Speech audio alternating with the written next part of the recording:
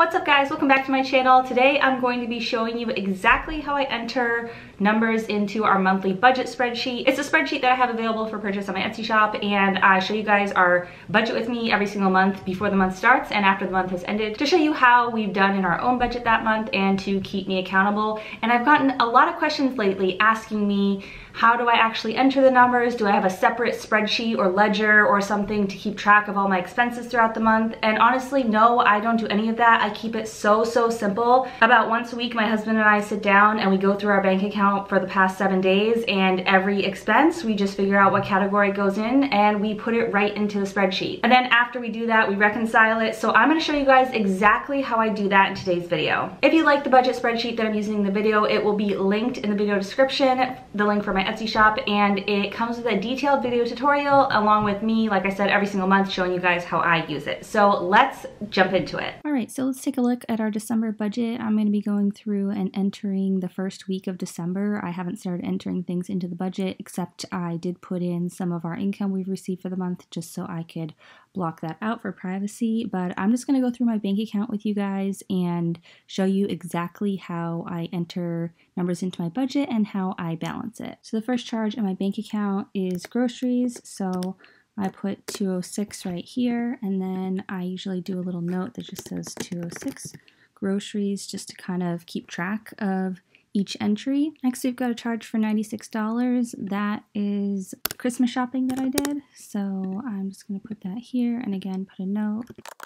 Next is $55.43, and that is my cat's pet insurance.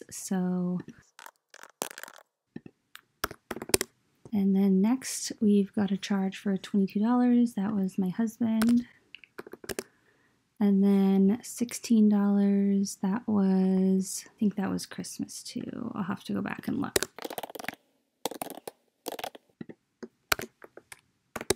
Okay, next we've got a refund from Target, and I know that was Christmas. So when there's a refund, subtract that out. Next, we've got my husband taking $30 for spending, $195 for our condo fee. Right, and then again, we've got another charge for Christmas. And I just round it to the nearest dollar because it keeps it simple. Next is $20, that goes in unexpected. Some of these say Amex charges, and that's because we have a bunch of stuff that goes on my American Express to get the points, and so I just have to go back and look at my credit card and see what the charge was. But the thing is, I usually, anytime there's a charge on my credit card, I usually go and make a payment immediately. So there's like a lot of individual payments from my credit card because I don't like to leave a balance just lingering on there.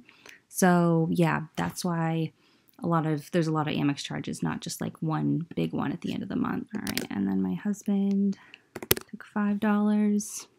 He has his own checking account where he spends money, so he just makes transfers periodically, and then he can like go buy a bunch of Dunkin' Donuts or something, and there's not like all these charges in our main checking account. All right, life insurance, $19. And my husband took another $25.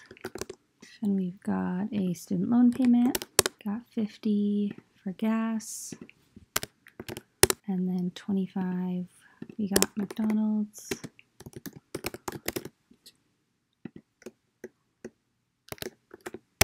And then $7 for more groceries. And then we've got $159 for utilities. And then finally, the last payment, let's see, what was this? Oh yeah, we got Chipotle. Okay, so now that I've put in the entire first week, what I need to do is see what the balance is in my bank account.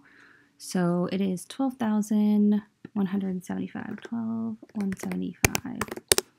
Okay, so the difference is $241. So something got missed when I was entering it. I missed some sort of charge or something, and that's why it's off. This is how I check it. So let me go back and try to figure out what I missed. Hopefully it's just one charge for $241, and that will make it easy. Okay, I missed a charge for $12. that I think was Christmas also. I missed this transfer to Fidelity. Okay, I figured it out. I had entered something in the income wrong. So now everything's entered in for the first week of the month. And you can see here the difference is -$2. So this happens from rounding. So what I do here when I see a negative is I'll just go to the unexpected and I'll put in rounding. And sometimes later on in the month I can get rid of that. But if I just put in like a fake charge for $2, then it's balanced. So each time I update my budget, I'll start from, where I left off, make sure that I'm starting where the bank account was that balance. And then each time I update my budget, I update this cell right here and put the current bank account balance. So I make sure I'm balanced every time I update my budget. And that's how I know I haven't missed anything. Two other things I want to point out with this budget. One, this left to spend actual is a negative number for me because I've assumed like we're funding all of our sinking funds as of the first of the month. So if we haven't actually put money into all of them, then it's going to be a positive number. But for us, because we don't budget by paycheck and we have $10,000 in our mini emergency fund as a checking account buffer, it doesn't matter if this goes -$1,800 because we've got $10,000 extra, and that's why I like having that there. You can actually use this budget to budget by paycheck if you wanted to. I do it monthly and I call it a monthly budget, but you could just put in one paycheck's worth of income and one paycheck's worth of expenses and just use it as a budget that way. But like I said, we have this mini emergency fund in the checking account, and I really like doing it that way so we don't have to worry about what point in the month certain bills come out and how that's going to affect the balance in our checking account. The other thing I wanted to just mention is the reason why this works is because the beginning balance at the beginning of the month is our sinking funds. So basically we keep our mini emergency fund and all of our sinking funds in our main checking account, and we pay all of our bills out of our main checking account. So the total in our checking account at the end of the month